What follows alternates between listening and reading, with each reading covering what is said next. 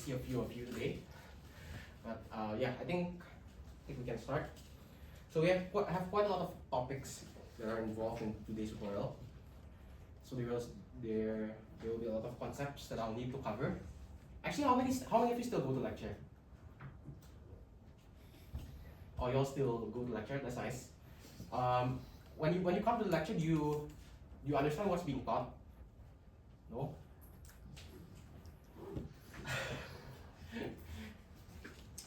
Okay, so hopefully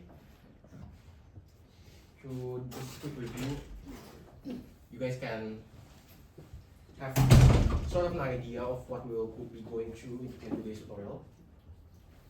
Okay, so first, this is literally from my last tutorial, so these concepts will still be involved today, so that's why I'm restating them. So this one is so you have two disjoint events, and you have event 1, event 2. So if you want to find the number of ways of an event occurring, and then you can divide them into two disjoint cases. Then after you evaluate the number of ways to evaluate those two separate disjoint cases, you can add them up to get the total number of events. So this one is the addition rule.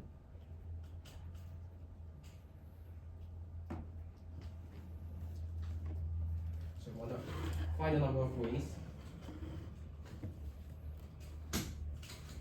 of an event occurring. So you can split into, let's say, two cases. And then after you evaluate the number of ways that those two cases happen, you can just simply add them up. And then here we have theorem 3.10. So this one is essentially the multiplication rule.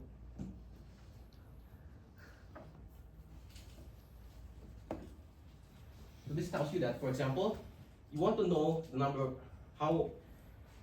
the total number of ways of an event occurring. Okay. Then, to make the problem simpler, say you can divide this event into two procedures, procedure 1 and procedure 2. So for example, there's x possible values for event 1, procedure 1, say, and there's y number of values for event 2. Sorry, it's not supposed to be this. So there's, say, m possible values for event 1 and n possible values for event 2. So if you can divide the event into two separate procedures like this, then the total number of ways of that event occurring is mn. So the number of ways for the first event multiplied by the number of ways for the second event. Okay. Then we also have the inclusion-exclusion rule for 2 and 3 sets. So, for example, this one can be applicable if we want to avoid double counting. For example, we ask how many NUS students take CS or math. Then for A, we can try to find the number of NUS students taking CS. Then for B, number of students taking math. If we add them up directly, then there's a possibility we will double count, so we subtract the number of students taking both CS and math. Okay, so that's just a brief revision. And next we have combination. So combination, you can think of combination as, for example, you have a set of n elements, say S, and then you want to take a subset of R elements. Now, how many such subsets can you take? It's given by this number, m choose R. So for example, let's say S is this over here, A, B, C, D, E. In total, it has 5 elements. So if we want to take a subset of size 3, then there will be 5 choose 3 ways to do so. Okay. Now, I want to tell you here that for these 3 combinations, so we just when we do a combination, we only count this once. So there's no chance of BAC appearing anymore. So there's no more chance of this appearing anymore. Okay. So any questions until here? Okay. So combination is essentially how many, and choose R is essentially how many ways can you choose R objects from a group of size n. So you can think of it like that. Of course, this is without the, if the ordering doesn't matter. Next, we'll talk if the ordering matters. So we'll come into permutation. So this is, okay, so the definition is a bit complicated, but this F here, this is just a permutation. So for example, if I take a number from 1, 2 to n, for example, I can assign F to be, say, 3. So essentially, you can think of it as like a relabeling, okay? So now, we want to, maybe it'll be clearer. Oh, also, during my A-level days, I found it easier to think of permutations like, so we know that in the previous case, combination is the number of ways to choose R objects from a set of size n. Permutation is essentially, you do the combination first, and then you arrange the objects. How many ways can you rearrange the objects? So for example, in combination, we only care about ABC. If we try to take a 3 permutation, then how many ways can we arrange these objects? There's 3 factorial ways to do so, right? Yeah. So this is the way I'd like to think of it. So I'd like to think of permutation as, okay, you select first. So this is your combination. And then after you select, you arrange the objects that you selected. So how many ways can you arrange them? So you choose first and then you arrange. So for example, if we want to find out the number of 3 permutations of computer, then first we choose 3 letters. We choose any 3 letters. So to choose 3 letters, well, total it has 8 letters. So first we choose 3 letters, and then after choosing any 3 letters, let's say we chose home, and then we want to find out how many ways we can arrange this. So there's 3 factorial ways to do so. Okay. Okay. So just a quick review of this. So any questions so far? Okay. So I think if you haven't dealt with this, since most of you are from poly, if you haven't dealt so much with this, I think a lot of practice helps. Okay, if you need practice on this, then you can tell me. I can find questions for you to practice on your own. Okay. So today we're going to be talking about a new proving technique. So this, actually, how many of you all saw the document I sent yesterday? How many of you all read it? I know it's quite late, but any of you all opened it? I sent in Telegram. So essentially, right, let's say we have 2 expressions, K and L, and we want to prove that they are equal. So K and L are the number of elements of a finite set, and we want to prove that K and L are 2 equal expressions. So how do we do this? A way we can do this is to use a technique called the counting argument. So first, we count the number of elements in the finite set in 2 ways. Okay? So the first way of counting, it results in K, and the second way of counting, it results in L. Okay? So I think this was an example that was mentioned in lecture. Okay, so what do I mean? Okay, so for example, let's try and do this quick example. So if we're asked to prove that n choose R is equal to n choose n minus R, of course it's very easy to prove this algebraically, because you can immediately see from the definition that, well, n choose R is equal to n over R factorial times n minus R factorial, which is equal to n choose n minus R. So it's very easy to prove this algebraically, okay?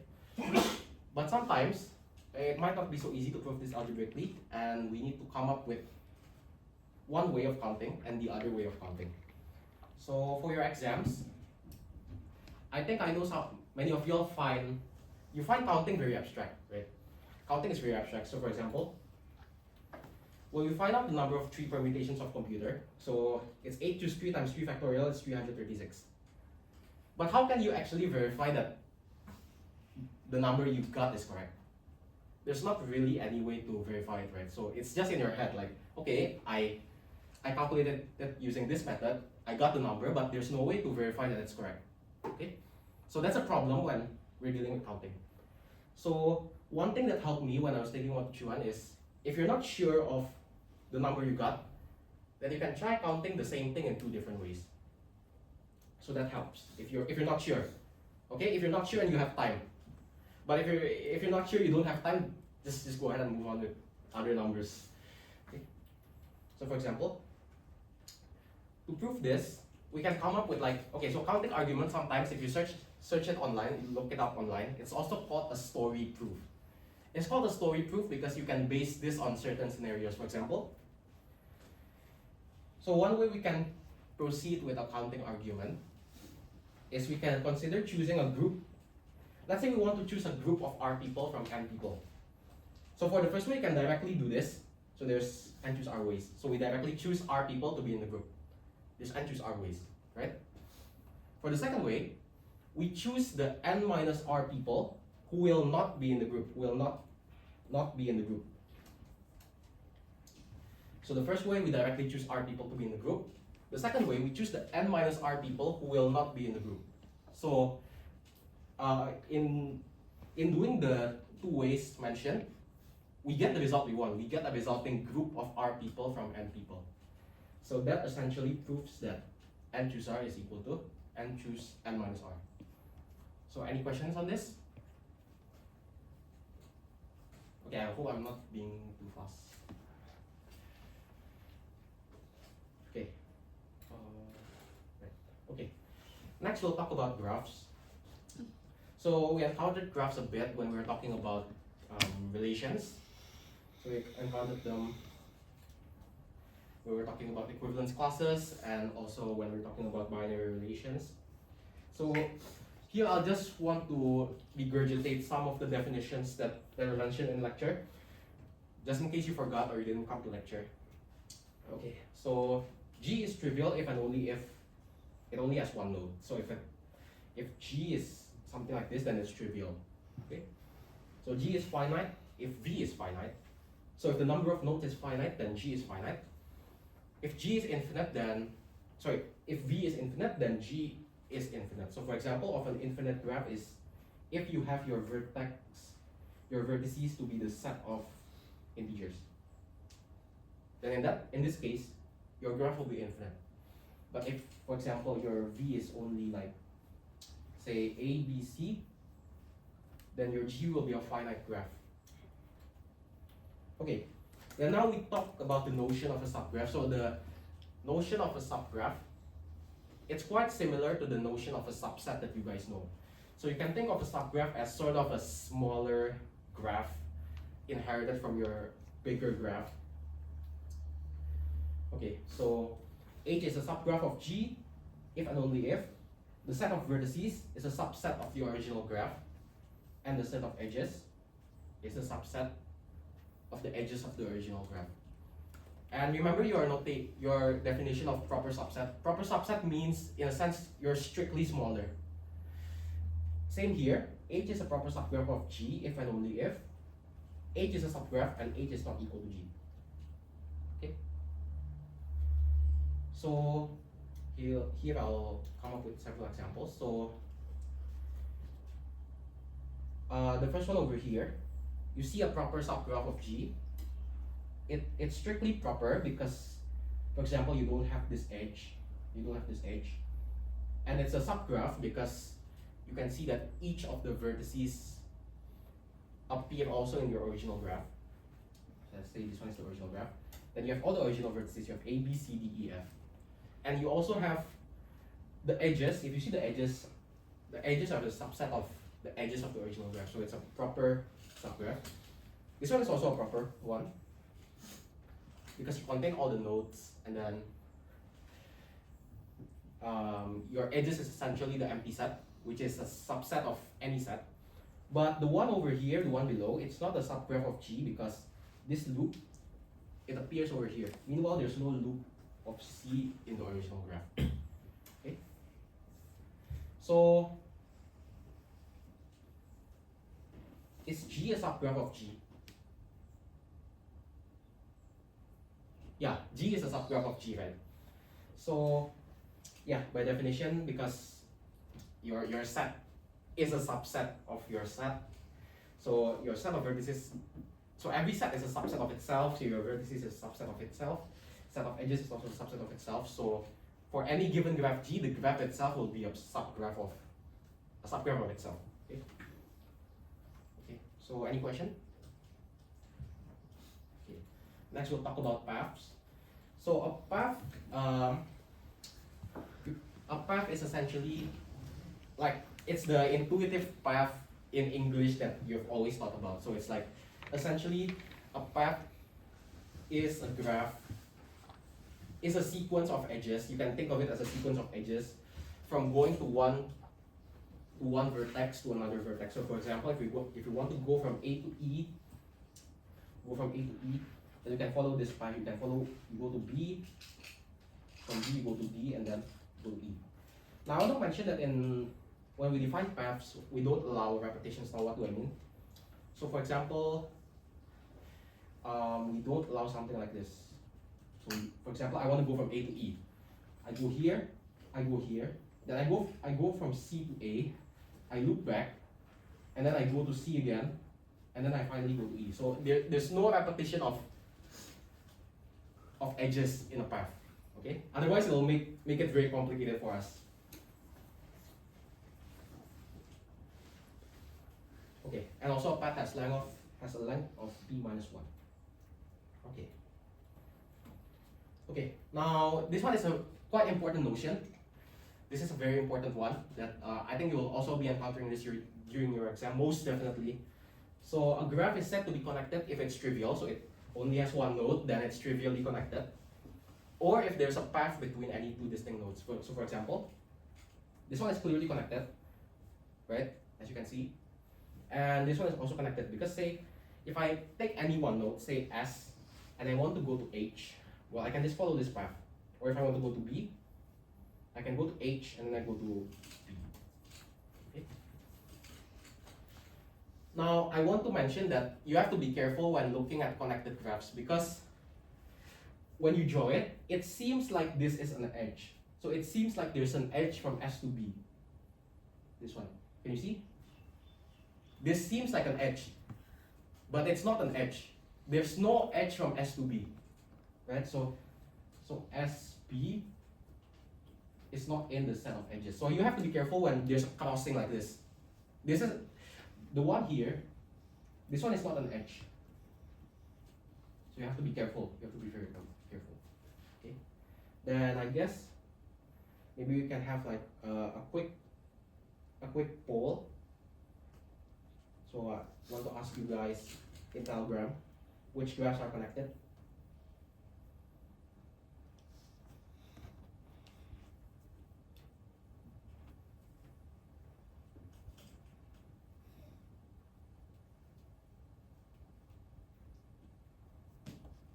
Okay, I think you can take time to answer now. Maybe I'll give you 1 minute.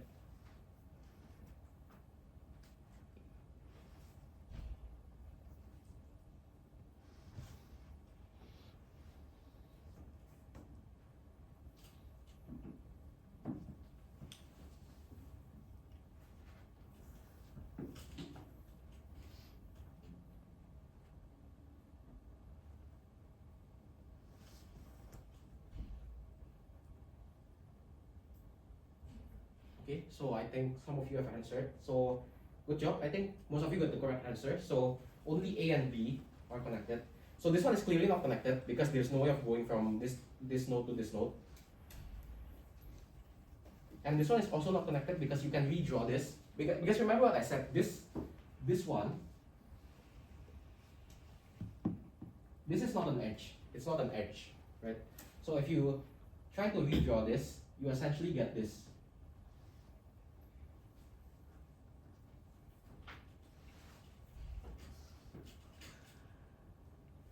If you try to redraw, you will get this, which is clearly not connected. Okay? Okay. And then we also have a graph called a subgraph called the cycle. So a cycle is a subgraph of the form x1, x2 up to xn. And it's like a cycle. You can think of a cycle like the usual English definition of a cycle.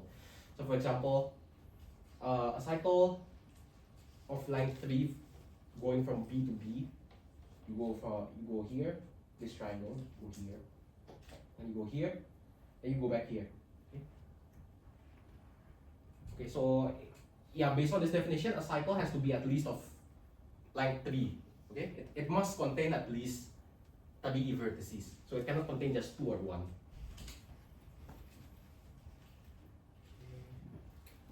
Okay. Next one is a tree. So a tree is essentially, well, we talked about what it means for a graph to be connected. Oh, I also forgot. That includes this graph. A graph is cyclic. A graph is cyclic if and only if it has a loop or it has a cycle. So a cyclic graph is a graph that is not cyclic. So if it's not cyclic, then it has no loop and no cycles. So a tree is essentially a connected graph. A cyclic, it has no loops and no cycles, as you can see here. No loops or no cycles. Yeah, so this definition was known as a tree. I think you'll explore this more when you take 2040 variants. Okay. And then these are just some theorems that we'll be using for today. So we have this tree theorem. Right, so have you encountered this before? The following are equivalent. I think if you take linear algebra, you'll see this often. If you deal with invertible matrices. So essentially, if G is a tree, then you also have this. So if G is a tree, so 1 implies 2, and then 2 implies 3, and then 3 implies 1. Right? So if you have a tree G, then you automatically have the number of edges is the number of nodes minus 1, and you also automatically have the point number 2, removing any edge disconnection. Okay, so I think we can go into the tutorial question now. So, okay. So for the first one, you need to use counting argument to prove that n choose r plus n choose r minus 1 is equal to n plus 1 choose r. So, anyone tried this? Or maybe you have any idea of how we can count the objects?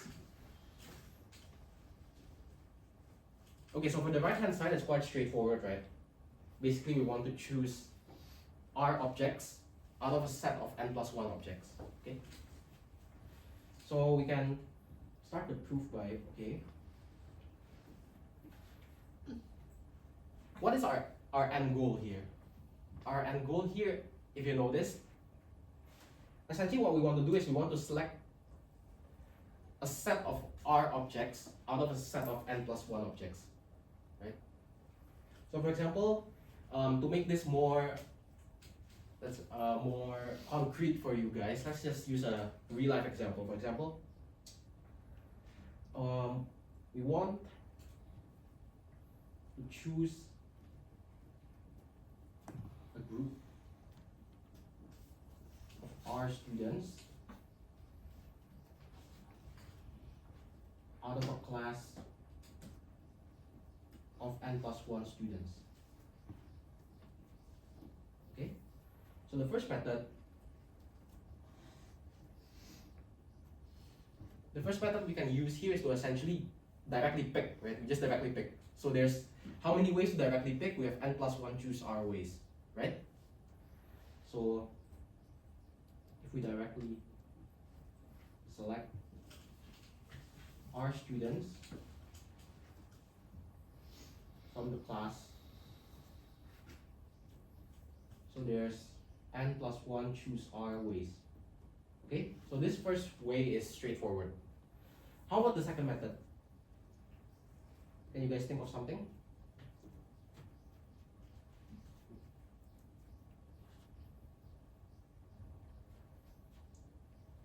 So you notice that, okay, it's not really a numerator, but the the number on the top here, it becomes n, right? Meanwhile, the one on the right is n plus 1, right? So there's this motivation based on this, right? Based on the fact that it's only n, while the right hand side is n plus 1. There's this motivation for us to single out a particular person. We want to single out someone. Okay, for example, let's consider the class president. Consider the class president. So when you try to choose a group of R students out of a class of n plus 1 students, there's two possibilities. Either the class president is included in the group, or either he is not included in the group, right? So either he's in the group or he's not. So divide two cases. So if the class president is in the group, if the class president is in the group, then how many more people do we need to pick? So we already have one person in the group. Sorry?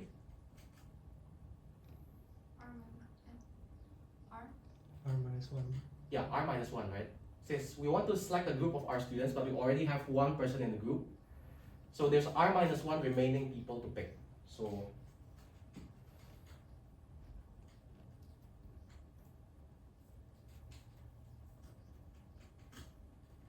okay, but if the class president is in the group, can we pick him again?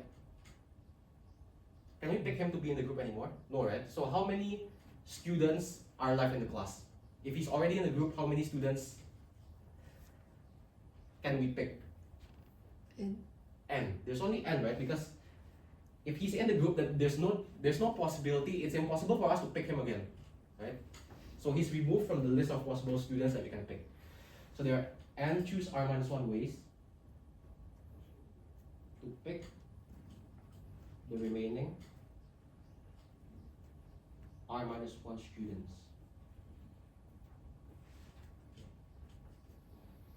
For the second case,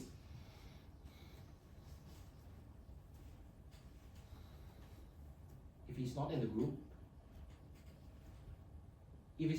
then how many? So for example, we don't want him in the group. We don't want him to be in the group. How many people do we still need to pick? We still need to pick R, right? Since we haven't chosen anyone. So how many ways do we have to pick the R students? So we still need to pick R, right? Because we haven't had anyone in the group yet. But we don't want the class president to be in the group. So how many choices do we have left? N, right? Because we don't want the class president to be in the group. So there's n choose R ways to pick the R students. Now, if you can see, these two cases are disjoint. They're clearly disjoint, right? There's no way that the class president can be in the group and not be in the group in the same time. So by the addition rule,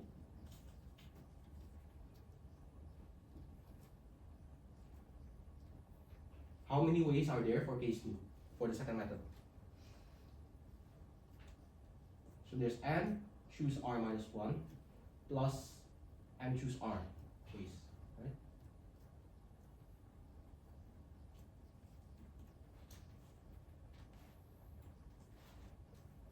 Okay, since we found two methods of counting and they essentially count the same thing, they get us the group of R students that we want, we conclude that therefore n choose R plus n choose R minus 1 is equal to n plus 1 choose R.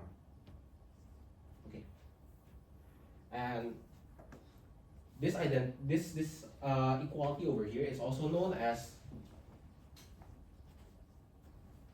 Pascal's identity. Okay. So any question thus far? Everything clear? Okay. Maybe I'll give you a few seconds to digest before we can move on to the next question.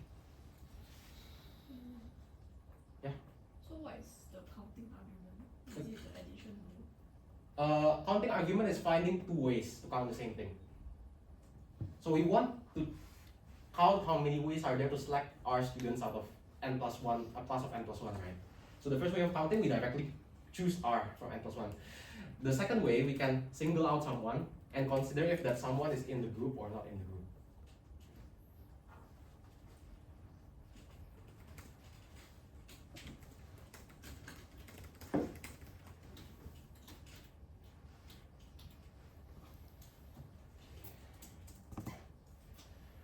For this one, maybe I wanna try to go through it briefly. This one is an extra question, a start question, but let's just try. Okay, so I'll just evaluate the first one. The second one is not very clear. At least without a weapon that we don't have yet, we'll be establishing it after question 3. Okay, so the first one.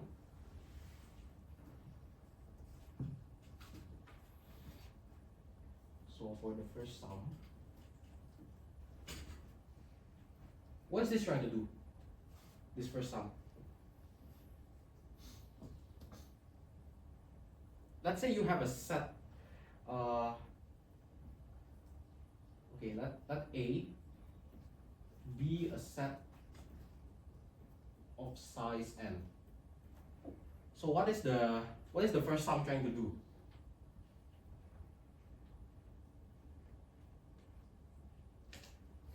Okay, remember that when you have n choose R is essentially choose a subset with R elements out of a set of size n. Right? You remember this, right? Okay, then what is this? What is the first term trying to do? What is this term? It's the number of ways to do what? Yeah, it's the number of ways to choose a subset with 0 elements, right? Out of a set of size n. And what about the second term? Number of ways to choose a subset of 1 elements, right? Out of a set of size n. And so on and so forth, right? So this was number of ways to choose a subset of size 2, number of ways to choose a subset of size n. Okay? Okay.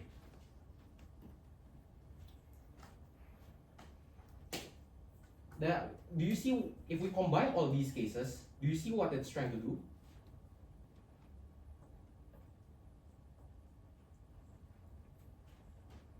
So it's trying to find the number of ways, subset of, so I'll just write it here. So this is law of ways to pick a subset of size. This one is subset of size 0, size 1, size 2, up until size n. So essentially, what is this trying to do? You see that it's trying to essentially pick out any subset of out of A, right? But it's dividing it into cases. It's dividing it. Okay, I want to pick out a subset of size. I want to pick out a subset from A. In the first case, what if my subset has 0 elements? In the second case, what if it has 1 element? In the third case, what if it has 2 elements, and so on? So you see that this is equivalent to essentially finding the number of subsets of A. Does that make sense? So it's essentially dividing it into cases. What if the subset is of size 0? What if it's of size 1, of size 2, up until size n?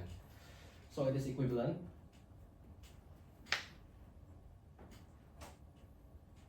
to finding the number of ways to select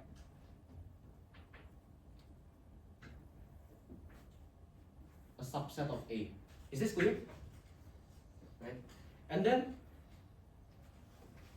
the subsets of A are exactly the elements of what? If you want to find the number of subsets of A, that's the same as finding the number of elements of what?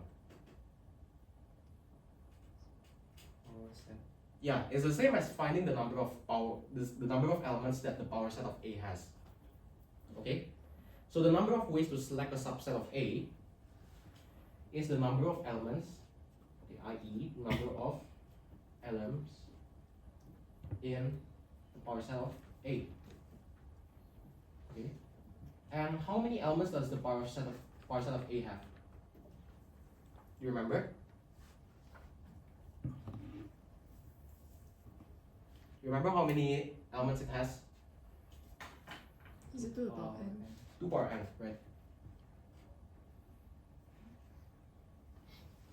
And then, yeah, so essentially we found this is essentially a counting argument. So the first way of counting, which is this one, it wants to determine the number of ways to pick a subset of A, but it divides it into these disjoint cases. What if the subset is size 0? What if it's of size 1, size 2, and up until size n? But for the second way, we directly find the number of ways to select a subset of A from the power set, which is 2 to the power of n. Okay?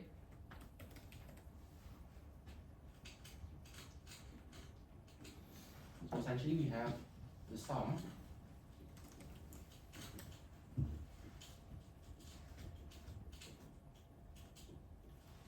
is equal to 2 power of n. Okay? So this one is, it's quite hard to see if you encounter this for the first time, and the next tool that we establish will make this easier. So the next one is, I think maybe some of you encountered this in the past before, so the binomial theorem. Probably if you took calculus or the introductory math course, you'll be seeing this. Okay, so we're asked to do a proof of induction of this. Okay, so for the proof of induction, remember what's the first step? The basis step, right? In this step, what should my n be?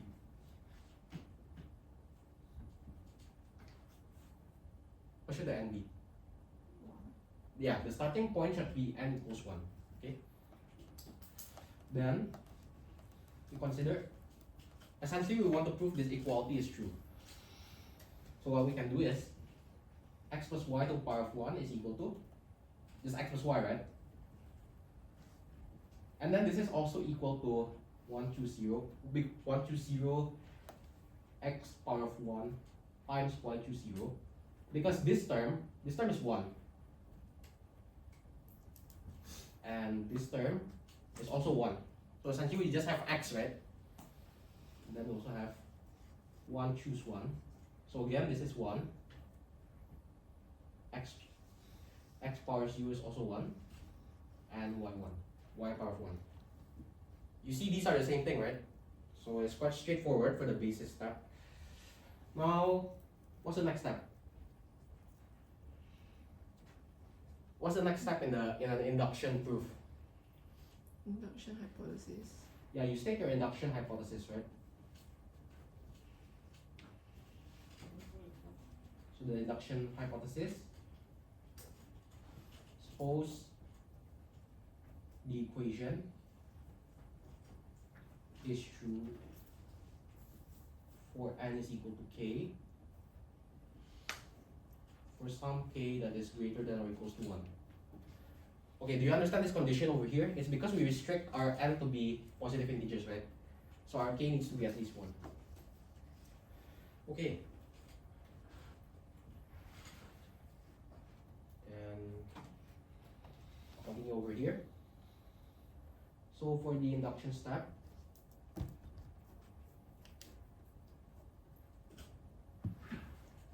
you consider k plus 1, right? We want to prove that k plus 1 also works for k plus 1.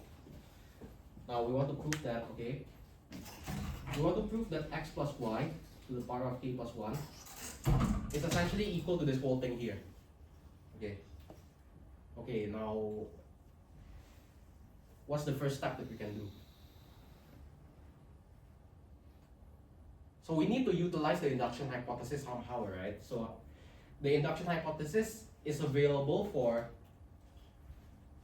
x plus y power of k. So how do we get x plus y power of k here? Can you state it? X plus y k times Times x plus y. Yeah. So x plus y times x plus y power of k. Okay, so this essentially gets you your x plus y power of k.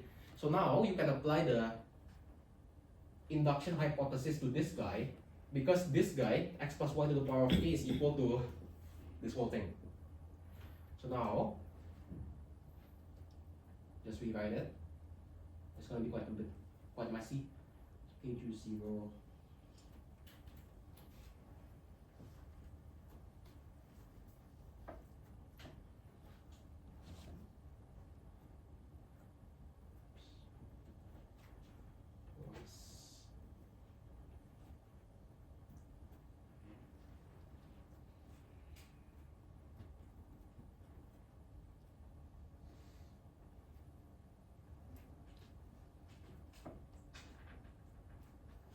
Okay, so you see it's quite messy. So okay, I'll just state it here. This one is by the induction hypothesis.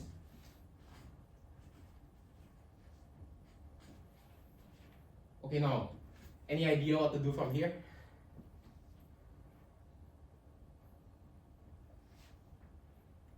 Okay, at this point it's not very clear what to do. So the only possible thing that we can do right now is to expand, right? To multiply 2 by x and y, x plus y. So let's try to do that. Maybe we try to expand. So if we try to expand, we'll get this. So I'll multiply 2 by x first. Okay, so this first grouping is for the multiplying 2 by x. I have x with k plus 1 plus y 0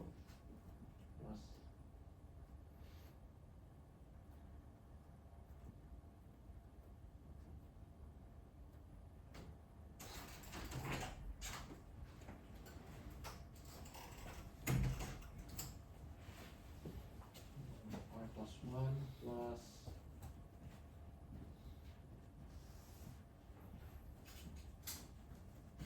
okay, so you see what I did? I just multiplied 2 by x. So now I also have to multiply 2 by y.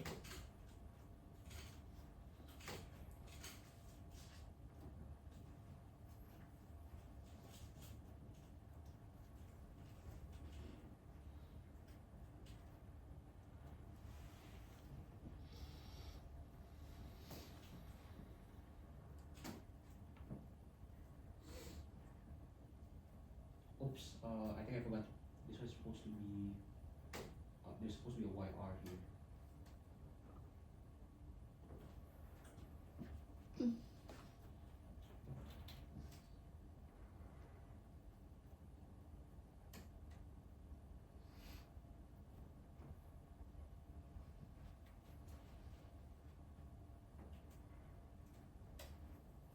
Okay, actually, I'm going to omit some terms because okay. Wait, I'll just write this down first.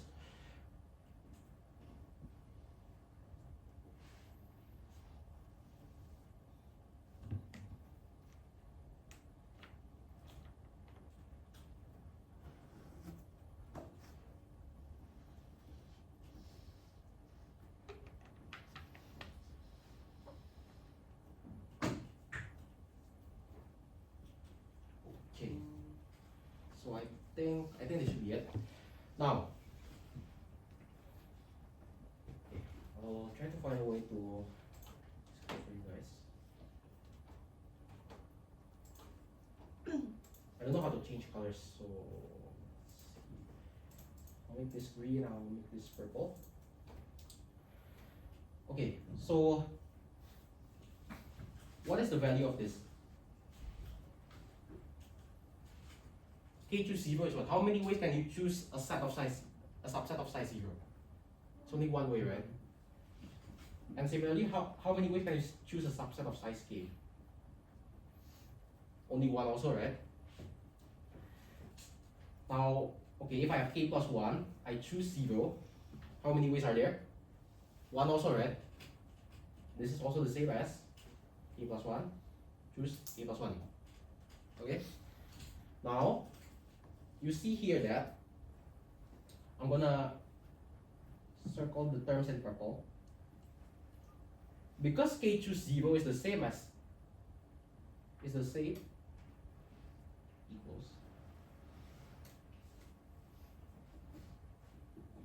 is the same as k plus 1 choose 0, I can rewrite k choose 0 x power k plus 1 y power 0 as k plus 1 choose 0 x k power k plus 1 y choose 0, and then plus k plus 1 choose k plus 1 x power 0 y power k plus 1. Okay, is this clear? Okay. Now I think this one is the more confusing part, so I'm gonna highlight it in green. Okay, so remember our identity. So I guess to make it better, I'll try to screenshot it. Oh, I'll try to put it here. So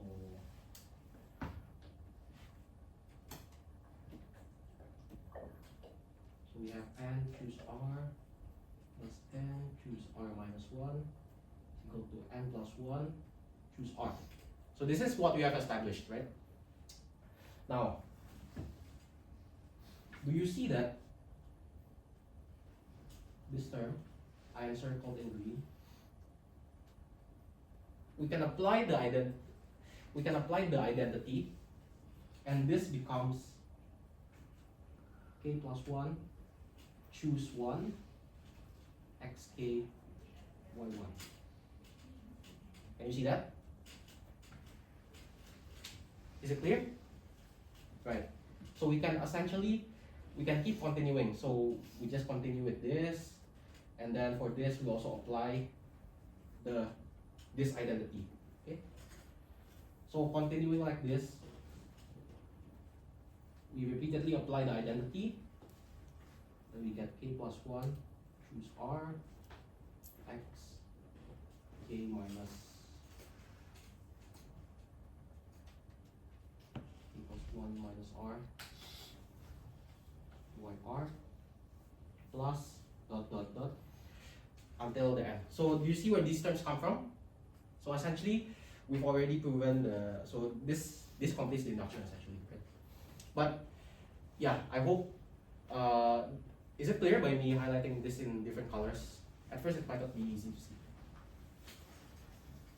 Okay, so in this case, you see that the induction step, if you tried it before coming here, you'll see that this is actually, it's not very easy to do. It's not easy to do. Okay, now next, we're asked to give a counting argument for this theorem. Okay, so maybe Oda, open it to the floor. Any ideas? How can we? Any idea that we can count this thing? So it seems like a bunch of you don't know where each term is coming from. Okay, so but let's just try. Okay.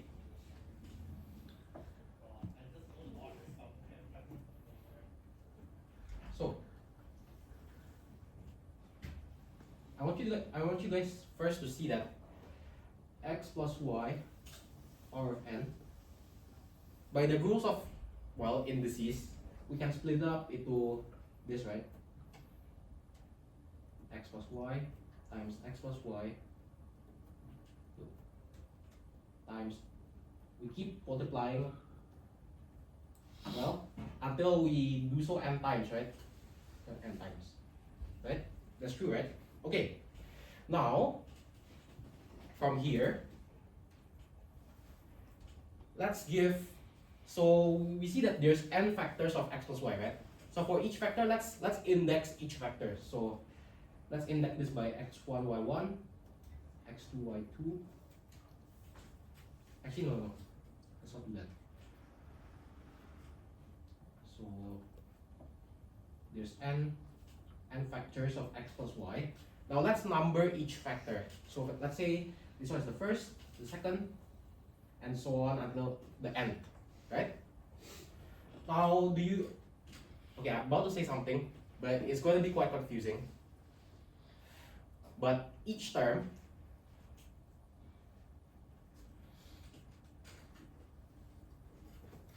in the expansion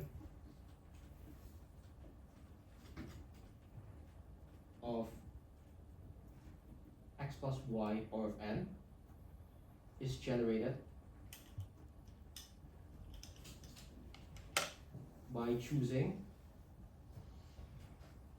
x or y to multiply with in each factor. Okay, now what do I mean by this? Okay, so let me explain. So for example, let's say in all of the factors 1, 2 up until n, I choose to multiply 2 by x. So I choose x. So I choose x all the time, and multiply 2, and so on. So what will be the resulting term? X power of n, right? Now, maybe this will be clearer if we start with some small examples. Let's say we have x plus y squared.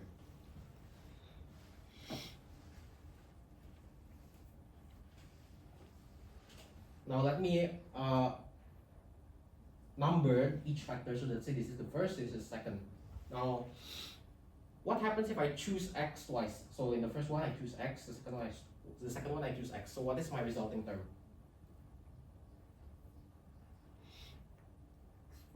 X squared, right? So is this clear? Now, what if in the first one I choose y, in the second one I choose x? So what do I get? I multiply 2. What do I get? xy, right? But to make it clear here, I'll just write it as yx. Okay, and then now there's still two cases we haven't done. What if the first one I choose x, the second one I choose y, then I multiply 2, xy. Okay, and then the remaining one is I choose y, y squared. So you see that gives me the correct expansion, right? So we just need to choose repeatedly. Okay. So let me ask you guys, from this, how many ways are there to choose x one time? So let's say I have two factors, right? I want to choose x once. Then I can choose either the first factor or the second factor if I want to choose x, right? So there's two choose one ways to choose x once. Okay, I think that sounds so. So there's.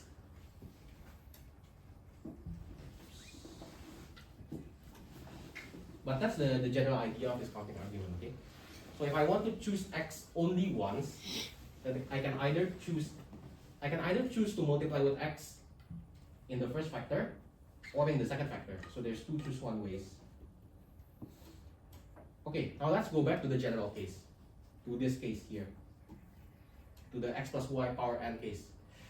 Now, how many ways are there if I want to choose x, let's say once, out of n factors? And choose one. And choose one, right? Because let's say I can choose x in this factor, and I can also choose it here, right? So there's n choose one ways to choose x one time. What if I want to choose x twice? How many ways are there? And choose two. And choose two, right? So essentially you can view this expansion as you divide it into n disjoint cases. So divide into n disjoint cases.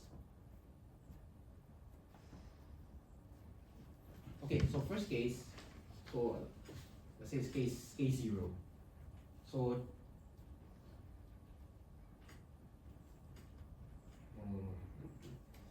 yeah, I want to choose x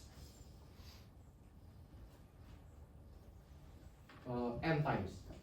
So this is 0 times.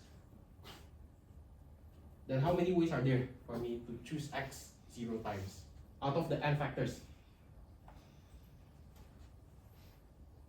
There's n choose 0 ways, right? N choose 0 ways.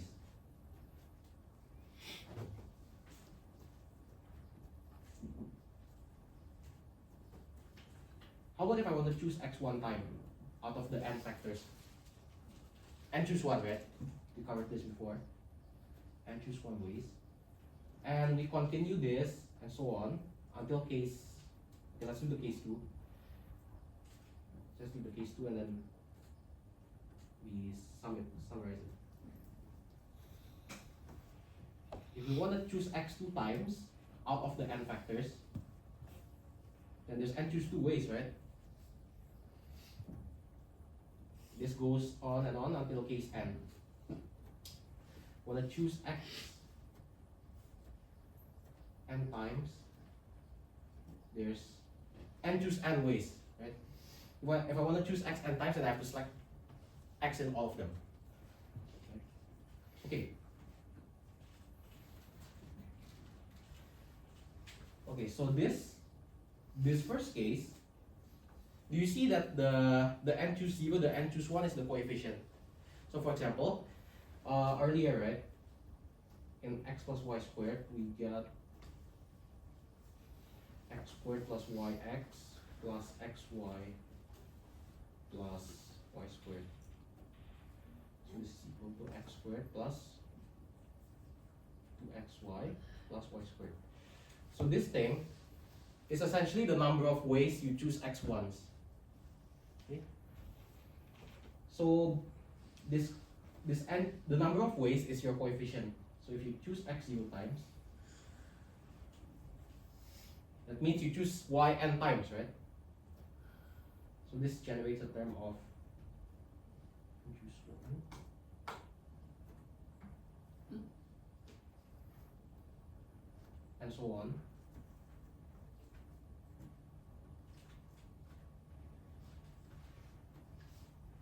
Wait, I think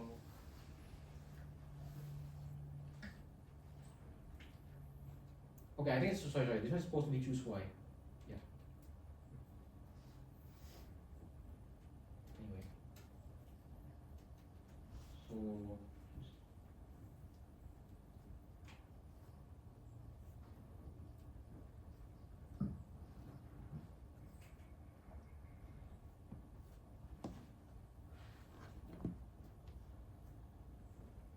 yeah, sorry, I got the x and y flipped, but you get the idea, right? You get the idea of what we're trying to do here.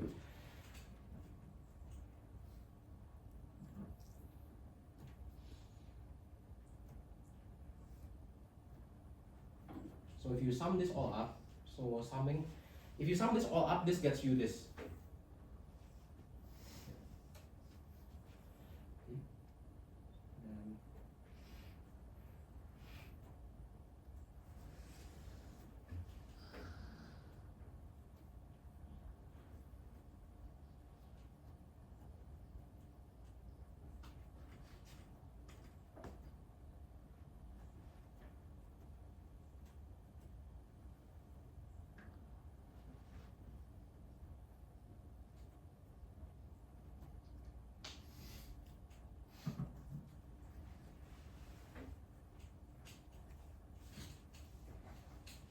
Okay, so any questions with this?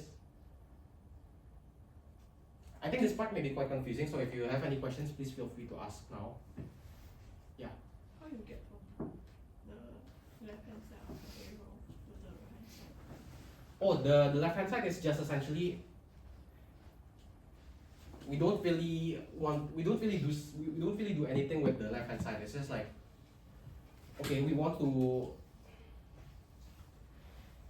So the left hand side is like it's already given for us. Like, okay, we want this term x plus y power of n. And this in the second part, the right hand side, we sort of try to expand it out.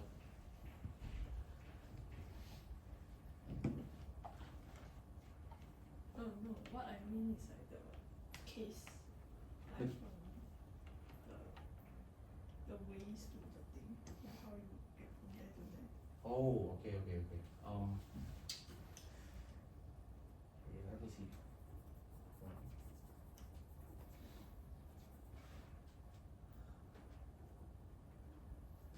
Okay.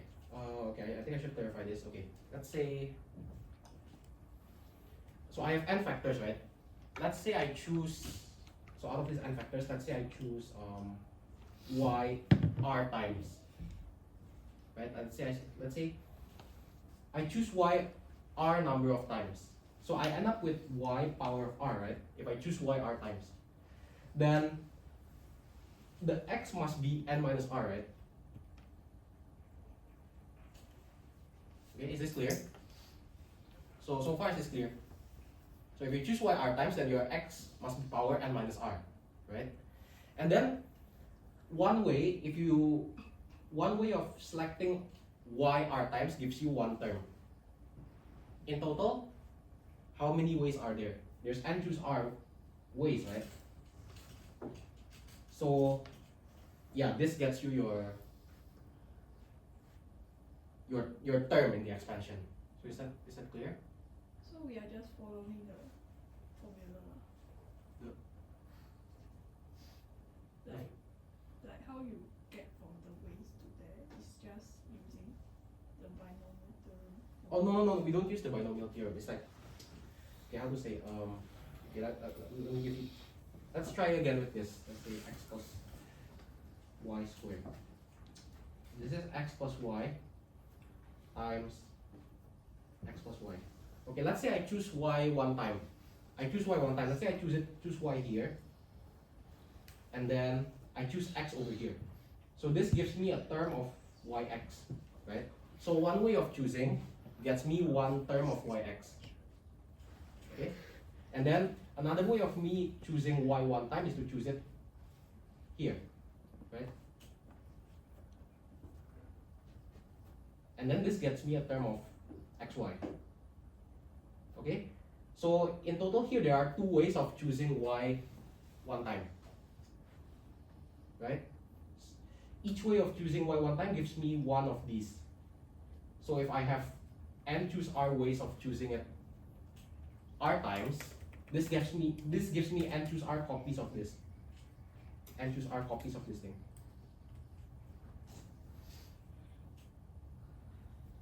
Yeah. Let's see if you don't even know like what the theorem is going to do, then how do you get the thinking process you need to do with it? Like with the xy and y. What the theorem even does. So essentially what the theorem does is like it's trying to count how many of each term there are. It's trying to count how many of xn y0 there are, how many of xn minus 1 y1 there are. So that's essentially what the theorem is trying to do. So in the proof of this, you sort of want to imitate this counting of xn y0, xn minus 1 y1, and so forth.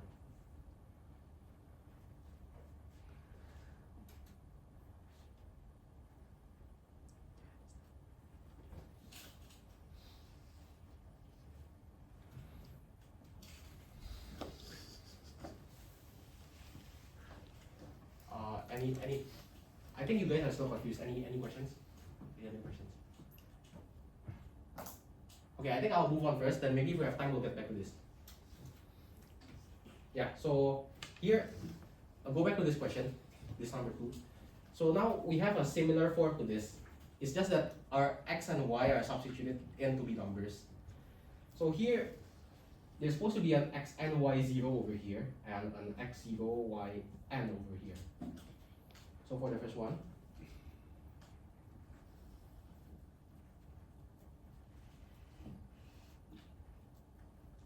you see that xn times y0 is equal to 1.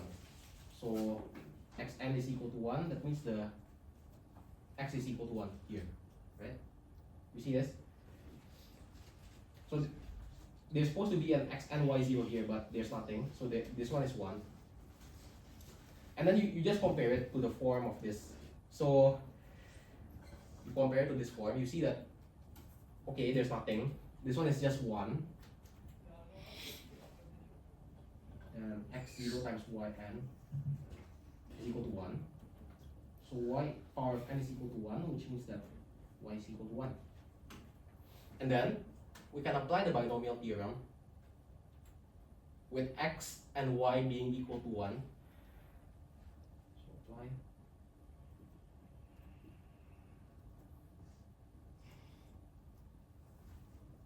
So we get that the sum is equal to 1 plus 1 power of n, which matches what we got before, right? So you see the hard part here is only determining what x and y is here. So this makes it a lot easier. So for the second sum, we have okay, let me divide here.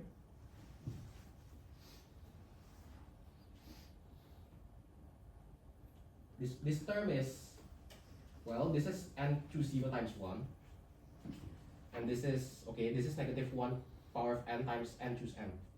So here we have, if we compare it to the form, right, here x power n y power 0, so x power n times y0 is equal to 1. So what is x?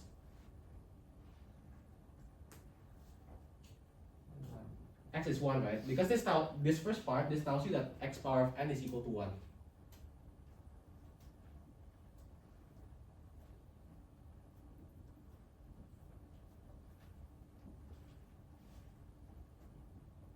Now, for the, I think maybe it might be clearer here. For the last one, you have this form, x power of 0 times y power of n. So, x power of 0 times y power of n is equal to negative 1 power of n. Okay, so x power of 0 times y power of n is equal to, well, x power of 0 is equal to 1. So this is equal to y power of n. And this is equal to negative 1 power of n. So what is y? So you have that, this one tells you that y power of n is equal to negative 1 power of n. So y is negative 1, right? Y is negative 1. If you use the binomial theorem,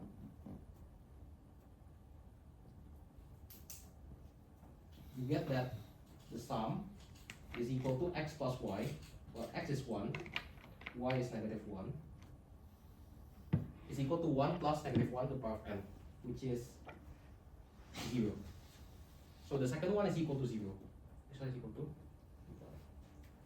So you see the binomial theorem makes things easier for you here. The hard part of it is just determining what x and y is.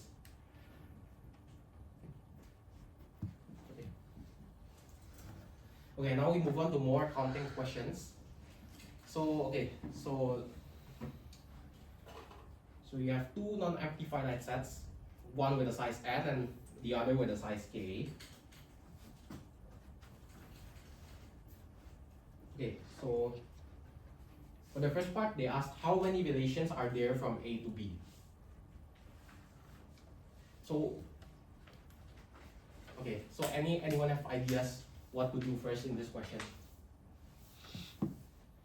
It's basically asking how many possible relations are there.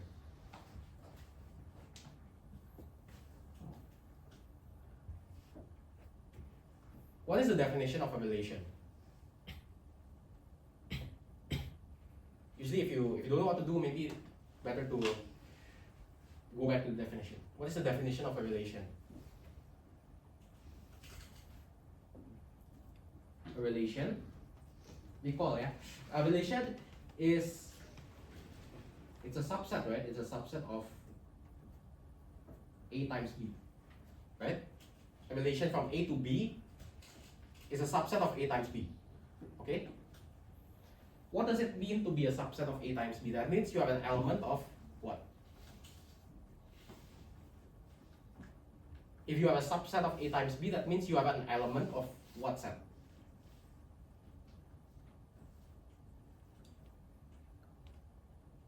You're an element of the power set of A times B, right? If you're a subset of A times B, you're an element of the power set of A times B. Okay, is that clear? you seem confused.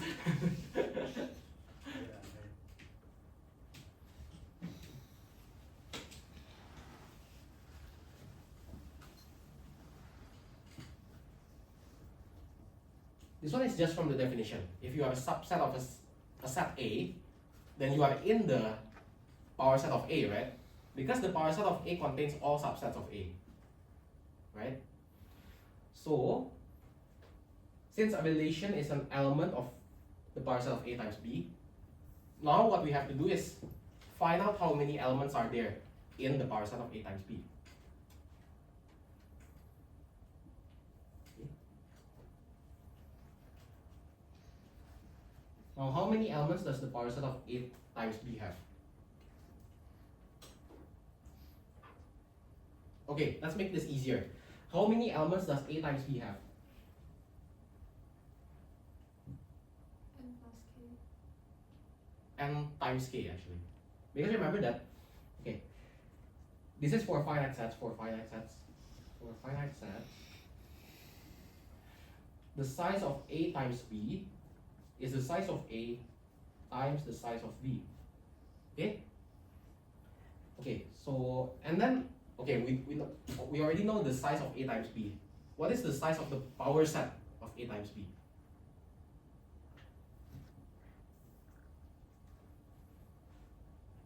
Okay, let me write it down here again.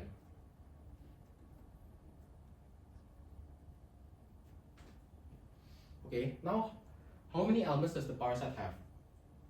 2 power n k. Yeah, 2 power.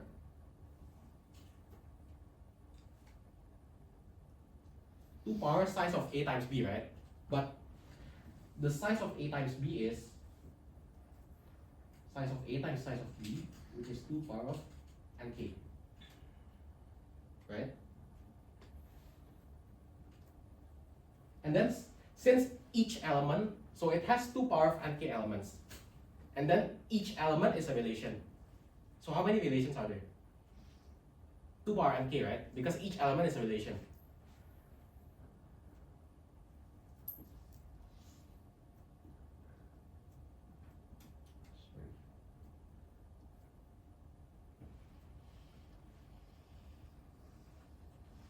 Okay, so that's for the first part. For the next part, how many injective functions are there from A to B? Okay, this one might be a bit more difficult. Okay, so first we have to, let me draw an arrow diagram here. So maybe hopefully it'll be clearer. This is A1, A2, up until AN, and then BK, B2, B1. Okay, so let's just try to consider cases first, okay? What if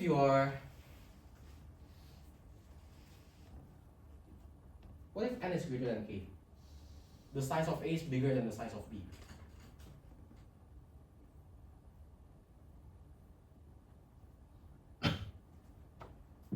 Then you cannot have any injection, right? Because let's say you have 5 balls and you have 3 boxes. Then you have no choice but then some boxes will receive more than 1 ball, right? So if n is greater than k, how many injective functions are there? You cannot have any, right? You cannot have any.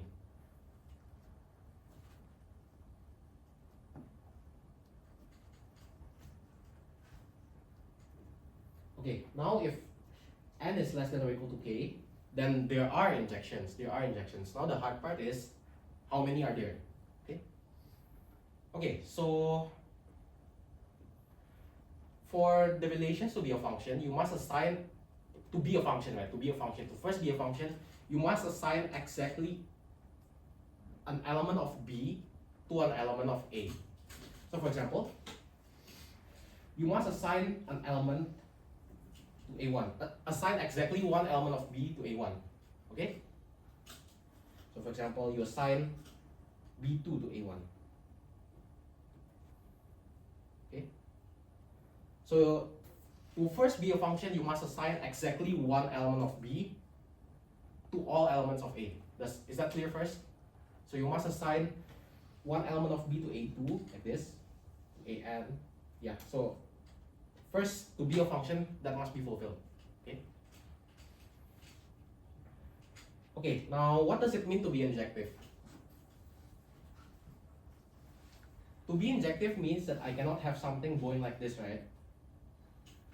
Cannot be that two elements of A have the same output, right? So, okay, let's start. So for A1, how many elements are there? How many choices are there to assign an element to A1? How many choices? K choices. K choices, right? I can choose either B1, any of B1 up to Bk, right? So let's say I choose B2. Let's say I choose B2. Okay. Now I need to assign an element to A2, right? I need to assign an element to A2. How many choices are left? Because I cannot use B2 anymore. K minus 1. There's K minus 1. Let's say I assign it to B1. For A3, how many choices? I've already used up 2 of the elements out of K. So for A3, how many choices left? K minus 2. K minus 2. So in general, so at first we have K choices for f of A1. Can you guys see that? So because at first we haven't assigned anyone, I can freely assign any of the elements of B to A1, right? So if I choose B2 like this. And then for A2, since I cannot assign the same element I assigned to A1, there's K minus 1 choices.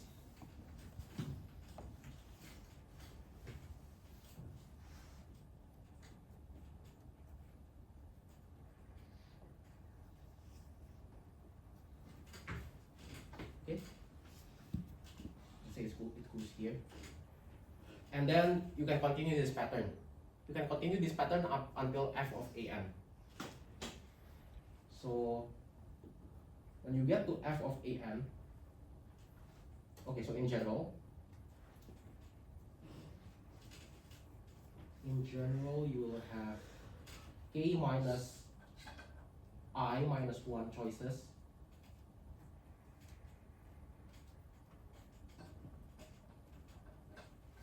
for f of ai. So if you continue this pattern, you'll obtain this formula. There's k minus I minus 1 choices for f of ai. Then remember the multiplication rule, right? So essentially, when we are creating an injective function, we do n events. So the first event, we assign an element to a1. We choose fa1. The second one, we choose fa2. Up until the nth one, we choose f of an. So there's n events in total. So, oops.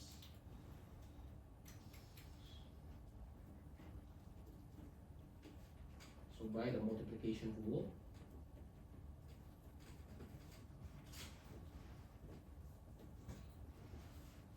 there are, so the first procedure, you assign fa1. There's k ways. The second one, assign fa2, k minus 1 ways. And then you continue, and so on, up until k minus, sorry, k minus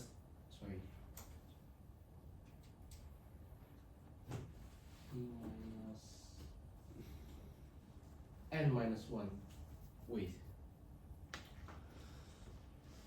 So this gets you k times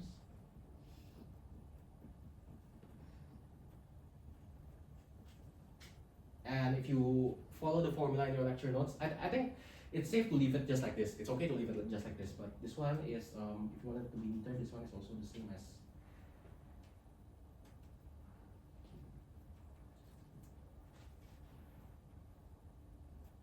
k permute n. Yeah. So any questions with this part?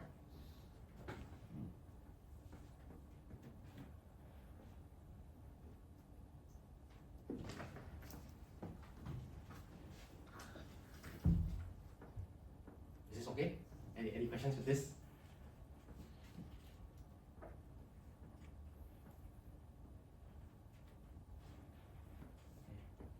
So let's move on. Okay. So the next question asks us how many bijections are there from A to B. Okay, so we follow the similar thing. So for u to be a function, this is A, this B, this is A1.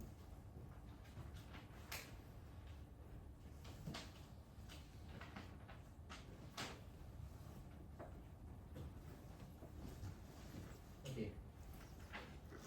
For u to be a function, you still need to assign each element of B to all elements of A, right? So that's for u to be a function. So you follow the similar thing. Right? Okay. But recall that there can only be a bijection if the size of A is equal to the size of B. So this one was recall. This one was a theorem, I think, from several weeks back.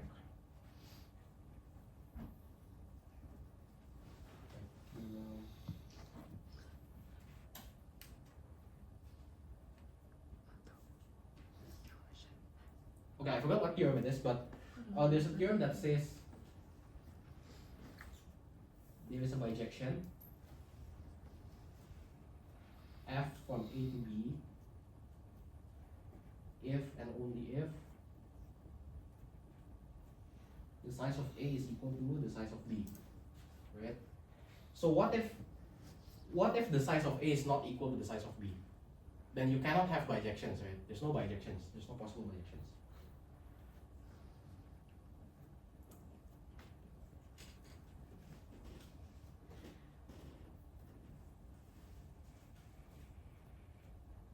Okay, now the part that we have to count is when the size of A is equal to the size of B. Right? Okay, now we do the similar thing as we did before. How many ways are there for me to assign an element to A1? How many choices? It's the exact same thing as before. How? Okay, there's k ways, right? So for example, I assign it to B2. Remember that it has to be injective, right? A bijection is injective and surjective. So I cannot assign B2 to A2 anymore.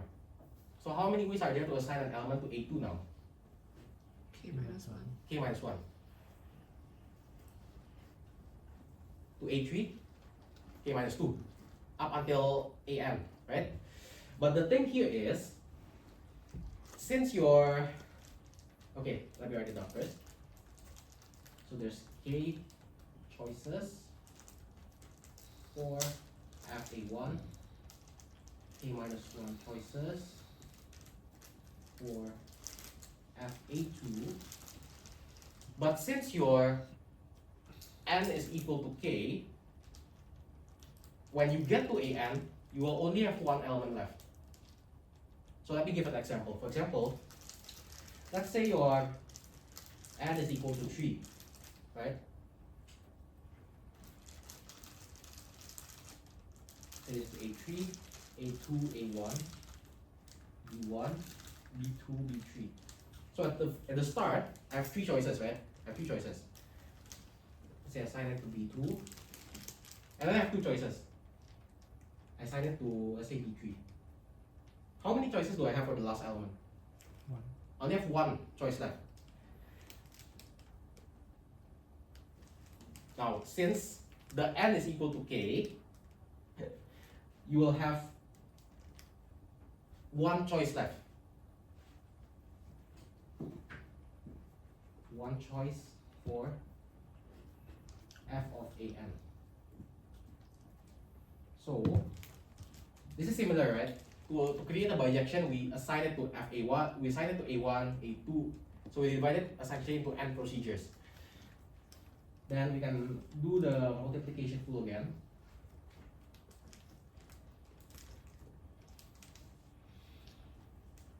So there are K times K minus 1 times K minus 2 and so forth until 1. What is this? This is essentially just K factorial, right? K factorial bijections. Any question?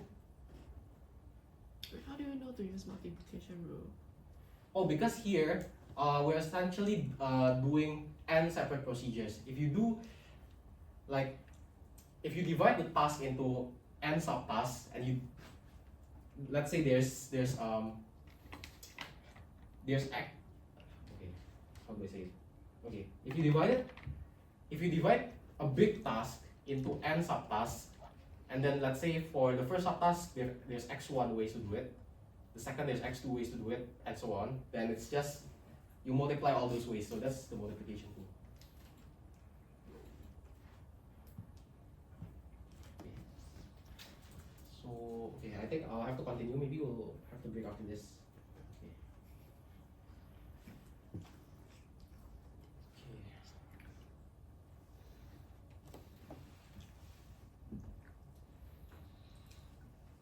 Okay. Okay, so this is essentially just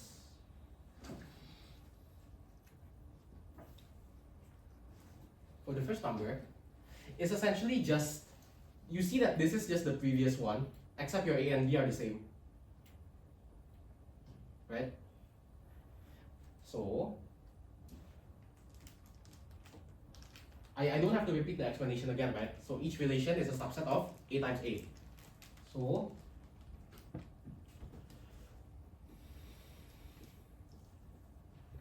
you find the number of elements of the power set of a times a, which is 2 power of a squared, the size of a squared, which is 2 power of n squared. Relations on a. Okay, so this part is just very similar to the one we did before, so nothing special. Okay, so now I want to move on to this part. So any idea how to start this? Okay, so what is the definition of symmetric? The definition of symmetric is for all x, y in A,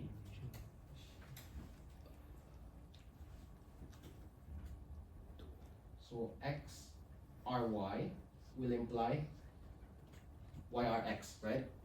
So you must have something like this. So you must have something like this, right? So instead of considering just single elements, let's say you just consider one, instead of considering just one element, let's say x, here you notice that we have to consider the pairs, right? So between each pair, so the key observation,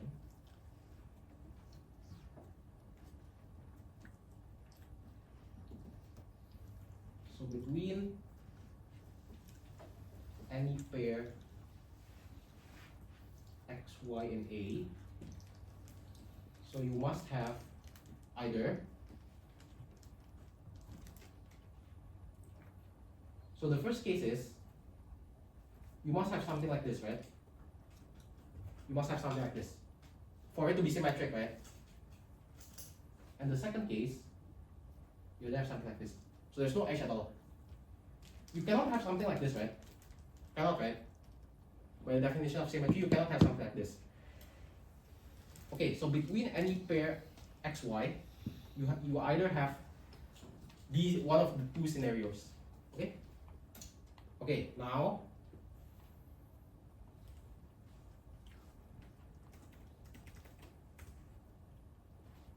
how many pairs of nodes are in A? How many pairs can you select?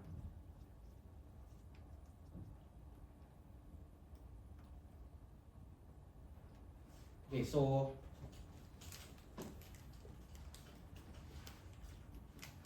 how many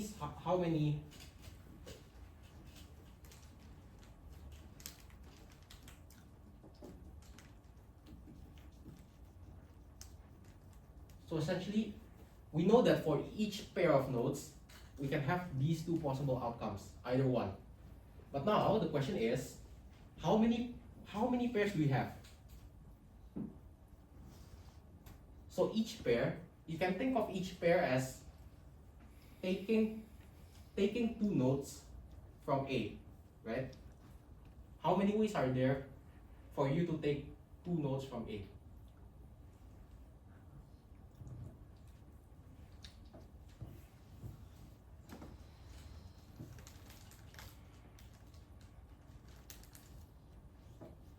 So we're looking for the number of the pairs x comma y, right? How many ways, how many pairs are there? How many subsets of size 2 are there? N choose 2, right?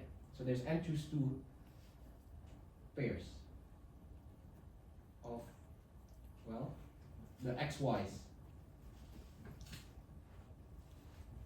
For each pair, we have one of the two scenarios. So there's two possible outcomes. So either there's nothing between them, or they have this relationship. Since there's two choices, so there are. So if we want to pick out a pair to be in our relation, we can either set them to be symmetric between one another, or for them to not be related. So for each pair, we can have these two scenarios. So there's 2 power n choose 2 ways.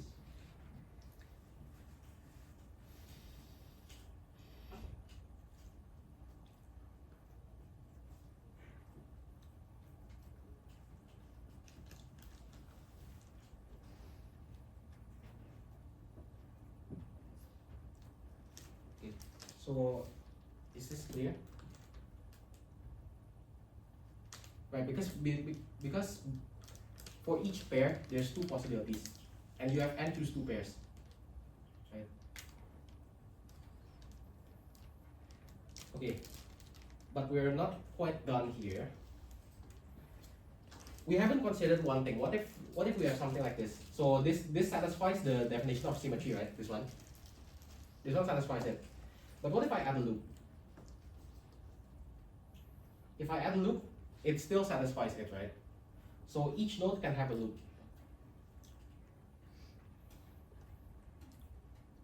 So we need to consider whether each node has a loop or not. Okay? So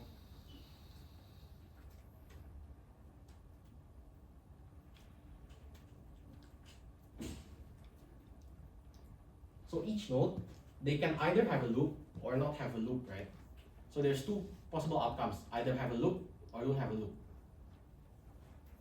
So there are, and how many nodes do you have? You have n nodes.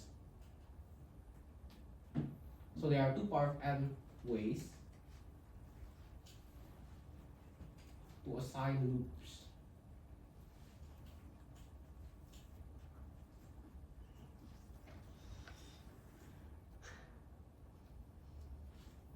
So in total,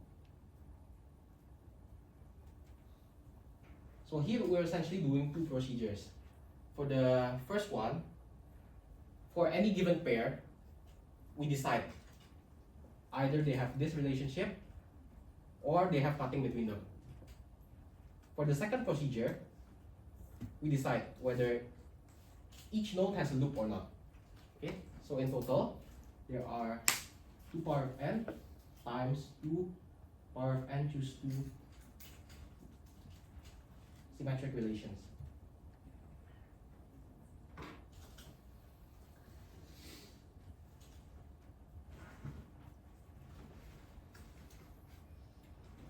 Okay. Okay.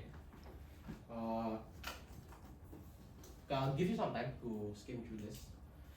We still have quite a bit of questions.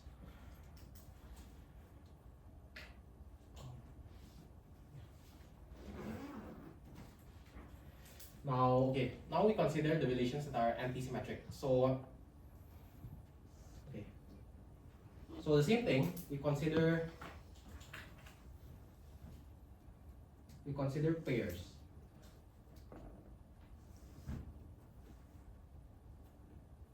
We consider the pairs, right? We consider the pairs. For anti-symmetric, this means that if you have this sort of thing going on, then your x must be equal to y. So if your x is, so you cannot have something like this. You cannot have xy, but your x is not equal to y. So you cannot have something like this.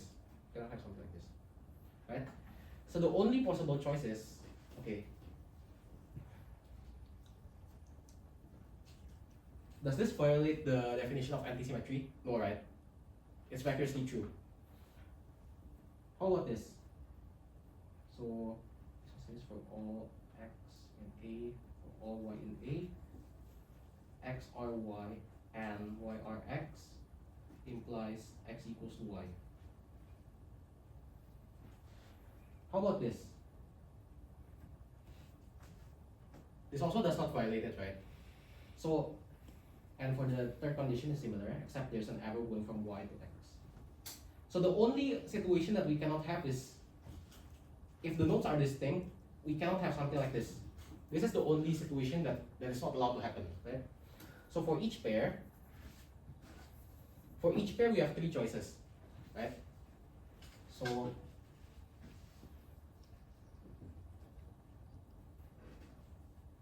how many pairs are there? From the previous one we calculated there's n choose 2 pairs, right? There's n choose 2 pairs.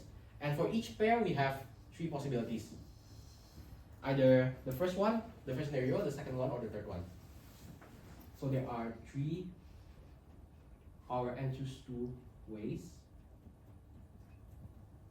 to assign pairs in the relation. Okay, now what if I add a loop? Does this violate the definition of antisymmetry? No, right? The second procedure is assigning the loop to each node. So each node can either have a loop or not have a loop. So there are 2 power n ways to assign loops to each node. Okay, so in total, we multiply through. There's 2 power of n times 3 power of n choose 2 relations that are antisymmetric. Okay, do another page for this.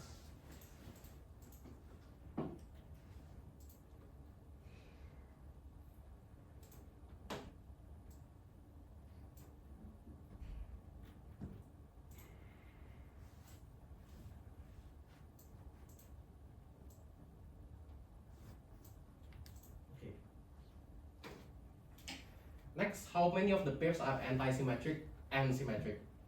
Okay, so before we deduce that for it to be antisymmetric, you have three possible choices, right? Either the first case, the second, or the third.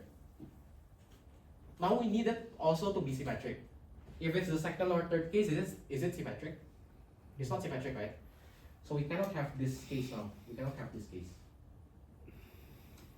So we cannot have this case anymore. So there's only one possible choice for each pair, is that they have nothing between them.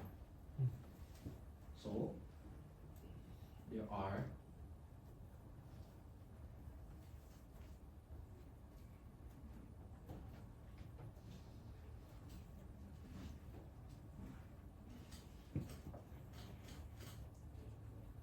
and then as before, we can choose to add the loop. Choose to add the loop or not add the loop.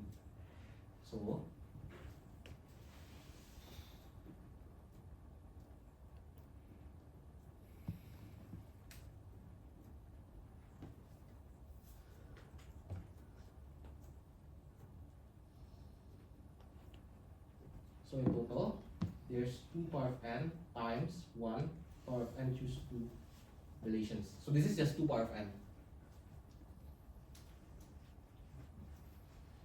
And I think I don't know if we have time for this. Okay.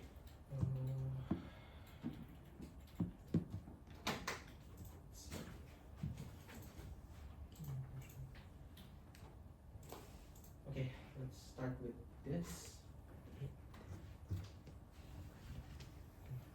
Okay, so now I just want you to. Do you guys prefer if we go through the counting question or the proving question? Since we don't have time for both, I think.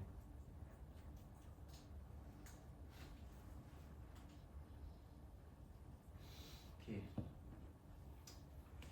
Think. Right. I think I'll go through the counting question. Okay. So we let this G3 be the set of all undirected graphs whose vertices are A, B, C. Okay. So suppose that G equals to this, and then we have this E. So essentially, our vertices are fixed already for us. The thing that determines G is the set of edges, right? So for example, we can have the set of vertices is the same, but for example, well, one set of edge leads to this graph, another set of edge can lead to this graph. So the set of edges essentially determine our graphs, right? Okay. So first, this will help us. So how many possible graphs are there? So the graphs are only determined by the possible set of edges, right? So the answer to this is the number of possible set of edges.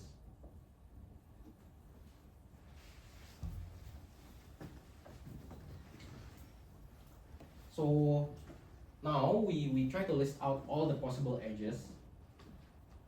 So we have something like this. This is if we have all of the edges and loops in the nodes. So each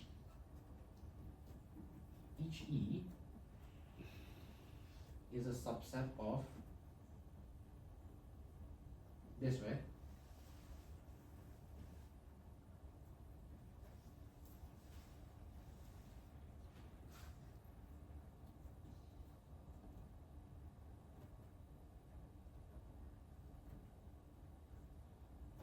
BC.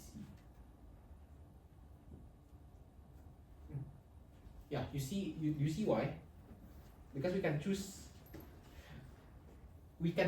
E is essentially a subset of all the possible edges that we can choose to define, right? So how many such E's there are? How many possible subsets are there? It has 6 elements, so there's total 2 power of 6. 64 set of edges possible. And since our G is determined, each set of edge determines a different set of G. There's 64 G's possible. Okay.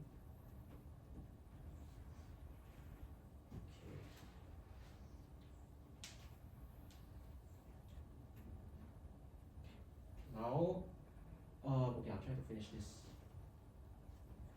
Okay, I'll do the start anyway because we'll need the start to do the other ones. Okay.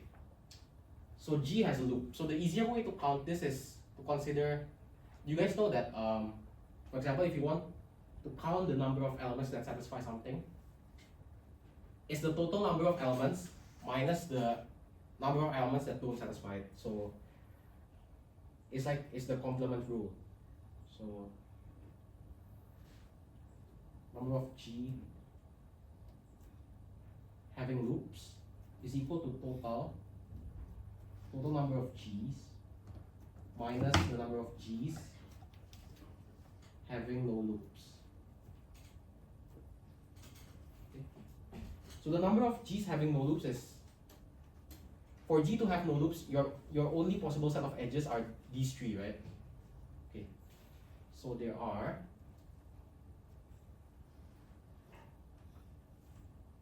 set of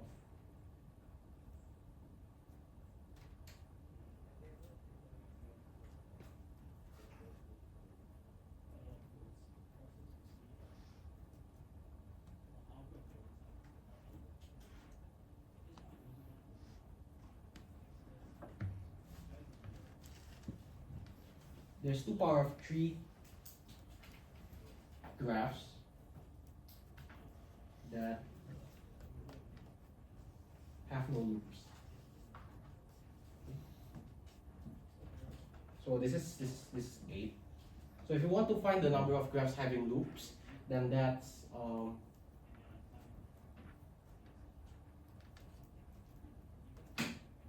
the total number of graphs is 64. Minus 8 will be 56.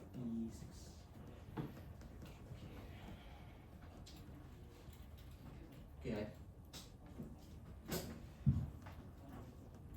I think sorry, I can't finish this. I'll upload a detailed solution for the other problems. Okay. On the other hand, I want to tell you that the student feedback is available. So yeah, I think if you're part from my tutorial group, you can give me honest and constructive feedback. Yeah. So this month is actually the first time I'm TAing a class. So yeah, I really appreciate the feedback that you can give me.